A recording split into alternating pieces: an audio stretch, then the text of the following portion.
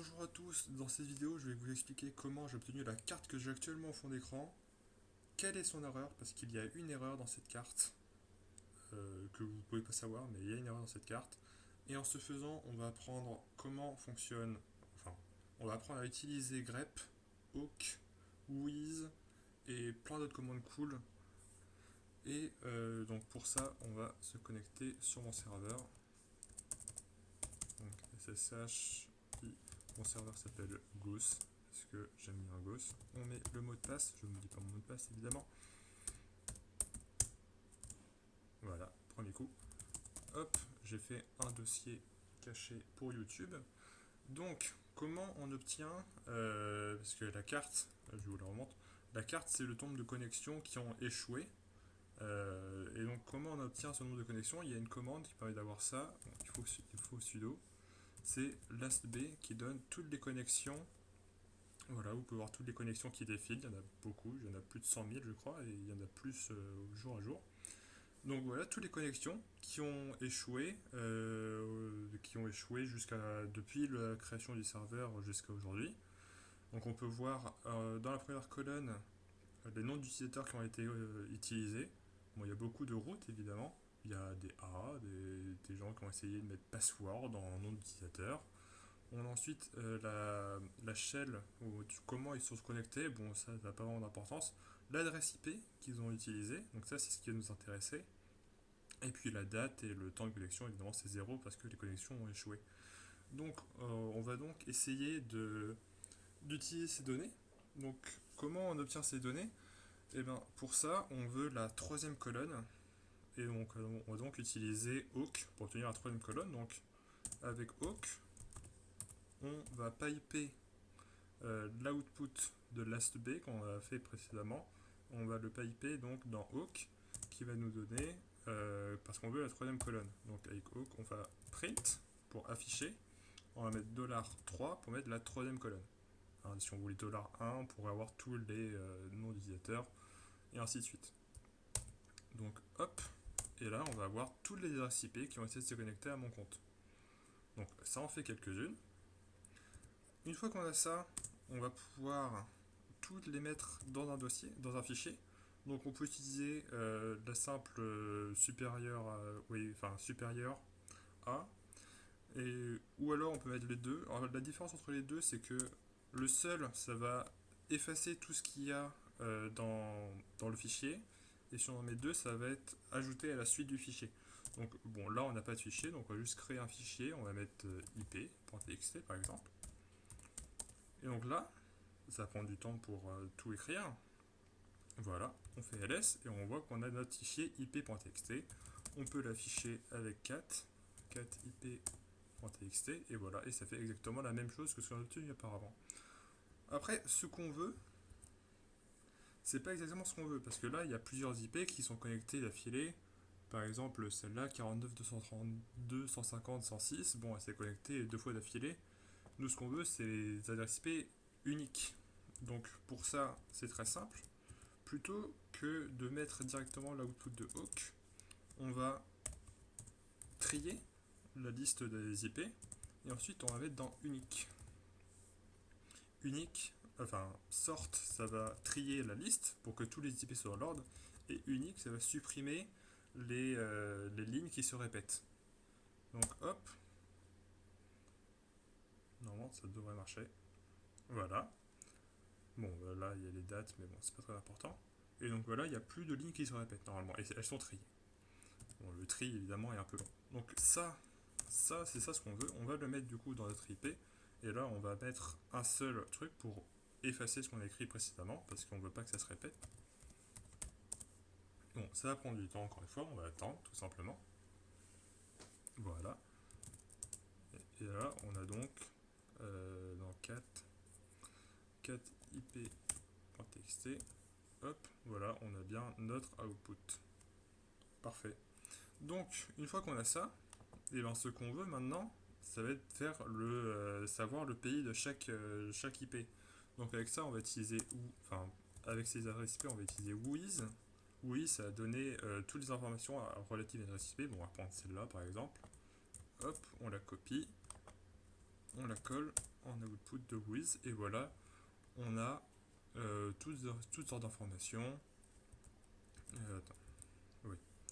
On va mettre dans l'est pour que je puisse. Hop, voilà. Donc, on a quoi comme information? Par exemple, on a cette hyperactivité appartient à Rogers Communication Canada Inc. Donc, bon, ça vient du Canada, ça en va plus loin. On a Elsa Lee qui utilise cette IP. Bon, on n'a pas. Voilà. C'est peut-être là ce qu'on veut. Voilà, country. C'est ça ce qu'on veut. C'est le country. On a donc CA. Donc, tous les pays sont encodés en alpha 2. Donc, CA, c'est-à-dire Canada. On a même que c'est de la province de Ontario à Toronto. On a plein d'adresses IP. On a, enfin, je sais pas si c'est illégal. C'est probablement illégal ce que je fais actuellement. C'est pas très grave. Et donc voilà. Hop, une fois qu'on a ça, on va du coup pouvoir voir ça pour toutes les adresses IP. Mais bon, trier à chaque fois, on a quand même beaucoup d'adresses IP. On peut voir combien de lignes fait notre fichier.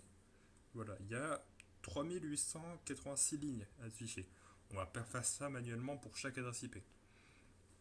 Et donc pour ça, donc pour vérifier tout, on va piper l'output de with dans grep et on va chercher. Donc grep, ça peut rechercher une expression régulière, enfin regular expression en anglais, je sais pas comment on traduit. Et donc on va mettre country. Ah, pourquoi ça ne marche pas? Il y a une majuscule? Il y a une majuscule. Hop, voilà. Donc là on a country et on a CA deux fois. Et c'est ça l'erreur que j'avais dans ma map, c'est que là on va avoir deux outputs alors que dans ma map il y a plus de 7000 RSP parce qu'il y a plusieurs fois country. Donc ce qu'on veut, ça va être de prendre seulement la première ligne. Donc on va faire head N1, comme ça on n'aura que la première ligne. Voilà. Et ensuite on va piper tout ça dans hook, parce qu'on veut, ce qu'on veut nous c'est CA. On veut que le CA, on s'en fout du country. Donc on va hook, donc comme précédemment, print, on va afficher, et non pas 1, 2, et voilà, on va avoir juste CA. Et nous ce qu'on veut c'est faire ça pour tous les éléments de notre fichier ip.txt. Donc comment on fait ça? On va faire une boucle for, donc on va faire for ip, in, et bon, ce qu'on voudrait faire c'est ip.txt, mais vous allez voir, ça va marcher. On met un point virgule pour faire un changement de ligne, do pour indiquer le début de la boucle for. Si on fait echo ip, donne, bon, ça va pas marcher. Pourquoi? Parce que dans ip.txt, il va juste prendre la phrase ip.txt. Nous, ce qu'on veut, c'est faire sur toutes les lignes de ip.txt. Donc, ce qu'on va faire, ça va être dans l'expression, hop, cat. On va afficher toutes les lignes avec cat et on va la mettre ça en argument de la boucle for. Donc, si on fait ça, hop, ça fait comme ce qu'on avait auparavant, parce qu'on a juste fait un echo. Donc, ce qu'on veut maintenant, ça va être de faire le whois de ces IP. Comme précédemment, on va faire dans on va mettre dans grep grep country. On va byper tout ça dans un head n1 et on va byper tout ça dans un hook print 2 comme précédemment. Et une fois qu'on a ça, on va ajouter tout ça dans un fichier, non, dans le sens, dans un fichier countries, on va être au pluriel parce qu'il y en a plusieurs, pour txt. Et ça va prendre extrêmement beaucoup de temps parce que ça va faire une requête à un serveur à chaque fois. Donc je vais couper là pour vous et on se retrouve une fois que c'est fini. Ok, alors petit fail. Il s'avère que, bon, après 17 minutes de calcul, il s'avère que dans la commande là, pour ceux qui ont fait attention, il n'y a qu'un seul. Donc, à chaque itération de la boucle, eh bien, ça a effacé la précédente. Si vous avez bien compris comment ça fonctionne, la différence entre un seul et deux, il fallait évidemment mettre deux tirets pour que ça fonctionne. Parce qu'actuellement, on voit que dans le fichier, il y a 0 countries parce que c'est terminé par une erreur, étant donné qu'on a Friday, Monday, Saturday, Sunday, Thursday, Tuesday, Wednesday à la fin du fichier qui ne sont pas de RCP valides. Donc, eh ben, faut que je me tape les 17 minutes de calcul. Je reviens plus tard, encore une fois. Ok, nouveau fail. Donc, il se trouve que ma commande, celle-ci, n'a pas pris toutes les bonnes valeurs. Enfin, en fait, le problème, c'est que le grep ici, ça a pris que celle où il y avait un C majuscule, comme dans le cas qu'on avait vu avant. Sauf que il y a beaucoup où c'est un C minuscule et du coup grep ne les a pas pris. Donc il faut rajouter le tiret I ici, c'est important. Et comme ça, on va avoir beaucoup plus de résultats. Je vous retrouve de nouveau dans 17 minutes pour moi. Ok, donc rebonjour. Donc ça a fini de calculer, on a 5041 entrées, on peut toutes les regarder en faisant, non pas quart, 4, voilà. On a tous ces pays, on a l'Italie, la Russie, le Danemark.